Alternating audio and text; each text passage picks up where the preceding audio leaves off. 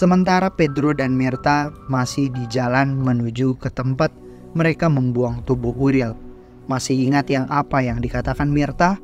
Bahwa Jair ini sudah terkena pengaruh setan di rumah Mirta. Jair kelihatan seperti anak normal. Anak yang sehat, terlihat seperti tidak memiliki keterbelakangan mental. Meminta tolong ke neneknya untuk dibuatkan sesuatu yang hangat karena di luar sangat dingin.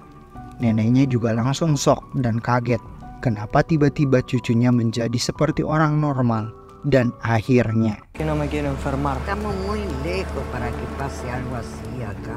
Pedro dan Mirta akhirnya sampai di sebuah sekolah yang tidak jauh dari tempat mereka membuang Uriel. Mereka menyusuri tempat sekolah tersebut, mencari tubuh Uriel, mencari di setiap ruangan kelas. Dan yang lebih anehnya, masih terdapat satu ruangan yang lengkap dengan muridnya, seperti masih dalam proses belajar mengajar. Semua murid menjadi patung dengan tatapan kosong. Saat Mirta mendekati salah satu anak di ruangan tersebut, Mirta tidak kuat menyium bau aroma busuk yang membuat keluar dari ruangan kelas tersebut. Tetapi Pedro tidak menyium bau apa-apa di dalam sekolah itu. Dan tiba-tiba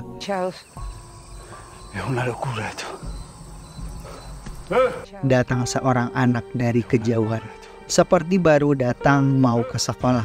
Anak yang dulu pernah hampir ditabrak oleh Ruiz saat mau membuang tubuh Uriel. Pedro sempat bertanya ke anak tersebut, apakah melihat seorang yang terluka? Tapi anak tersebut justru masuk ke dalam sekolah. Dan tiba-tiba ia kembali lagi dan mengatakan ke Pedro bahwa dia ada di dalam rumah guru mereka bernama Guru Cortes yang tinggal di ujung desa. Yang sebenarnya anak itu juga sebenarnya berbohong kepada Pedro, seakan-akan menyembunyikan keberadaan Uriel. Dan seseorang anak perempuan datang lagi menemui Pedro dan mengatakan bahwa anak laki-laki itu berbohong. Uriel itu ada di rumahnya di ujung bukit bersama keluarganya. Pedro juga mulai bingung dan panik. Mana yang harus ia percaya? Karena anak-anak ini sebenarnya berbohong untuk menyembunyikan keberadaan Uriel. Dengan naluri dan insting Mirta mengatakan bahwa Uriel itu sebenarnya ada di dalam sekolah ini. Uriel bersembunyi, disembunyikan oleh anak-anak ini. Cuman anak-anak ini hanya mengalihkan pemikiran mereka agar mereka supaya pergi meninggalkan sekolah. Pedro dan Mirta menyusuri kembali sekolah, masuk ke ruangan aula dan melihat sebuah martil. Martil yang seperti baru digunakan. Pedro mulai curiga dan Pedro membuka lantai dari panggung aula. Vamos, Pedro! Ia baru melihat tumpukan mayat-mayat orang dewasa di dalam lantai panggung aula. Tumpukan para orang-orang dewasa ini adalah guru-guru di sekolah tersebut yang telah dibunuh oleh para murid-murid. Saat Pedro mengetahui dan membuka lantai pentas menggunakan martil tersebut, para murid-murid tersebut mulai mengamati pergerakan Pedro dan Mirta. Mirta langsung meminta ke Pedro agar tenang dan jangan gegabah. Meminta Pedro mengambil peralatannya di dalam mobil. Karena Mirta mengetahui bahwa Uriel ini sebenarnya ada di dalam tumpukan mayat-mayat tersebut. Saat Mirta mempersiapkan peralatannya untuk membunuh Uriel sambil menyuruh Pedro untuk mengeluarkan mayat-mayat tersebut dari tumpukannya. Satu persatu mayat tersebut dikeluarkan oleh Pedro.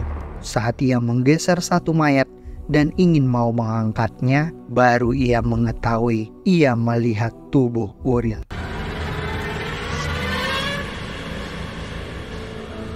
Pedro mulai dipengaruhi oleh anak-anak di sekitarnya. Uriel juga mempengaruhi Pedro agar langsung membunuhnya saja tanpa perlu mendengarkan seorang Mirta. Pedro yang seorang temperamental mulai bingung mau mendengarkan Uriel atau mendengarkan Mirta karena dia sangat-sangat emosi. Ia mulai bingung dan tidak tahu harus melakukan apa. Ia justru meninggalkan Mirta sendiri di depan Uriel. Pedro pergi mencari kapak di ruangan lain dengan niatan ingin membunuh Uriel saja. Ternyata itu adalah pengaruh dari Uriel. Saat Pedro masuk ke ruangan lain mencari kapak, justru ia malah dikunci oleh anak-anak tersebut di ruangan itu. Dan Mirta langsung dihabisi oleh anak-anak tersebut menggunakan martil hingga Mirta tewas.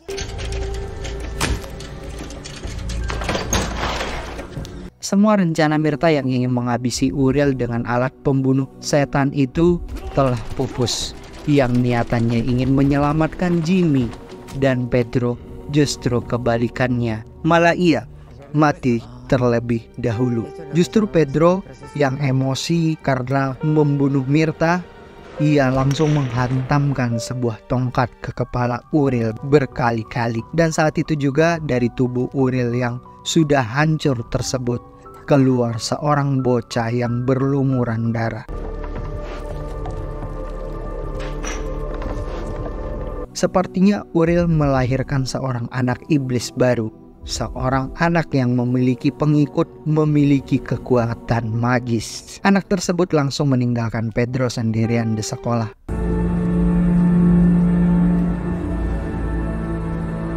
Saat Pedro kembali ke rumah Mirta, Pedro hanya menemukan Jimmy dan Zair saja. Artinya, ibu Pedro, nenek Zair, telah hilang. Pedro merasa semuanya sudah selesai dan desa sudah aman karena Uriel telah mati. Akhirnya mereka kembali lagi ke peternakan. Saat Zair yang sudah di rumah peternakan, Pedro memberikannya es krim kesukaannya. Maksudnya agar Zair tenang seperti biasa dan melahap es krim kesukaannya. Saat Zair mulai batuk ingin muntah, Pedro akhirnya kaget. Satu persatu ada yang keluar dari mulut Zair. Yang keluar adalah rambut kalung persis yang dipakai oleh ibunya saat mereka kabur dari desa. Masih ingat dengan anak Elena yang datang malam-malam ke rumah Pedro untuk minta tolong agar tidur di rumah Pedro. Terus ia melaporkan ke Pedro bahwa ibunya hilang.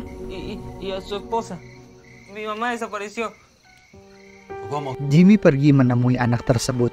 Barulah ia mengatakan ke Jimmy bahwa ia juga sebenarnya sudah terkena pengaruh kerasukan. Ia membunuh ibunya sendiri, Elena, dan memotong-motongnya. Setelah itu ia bagikan ke babi mereka. Ia juga memakan ibunya sendiri. Bocah tersebut sadar kejadian itu telah dipengaruhi oleh Uriel.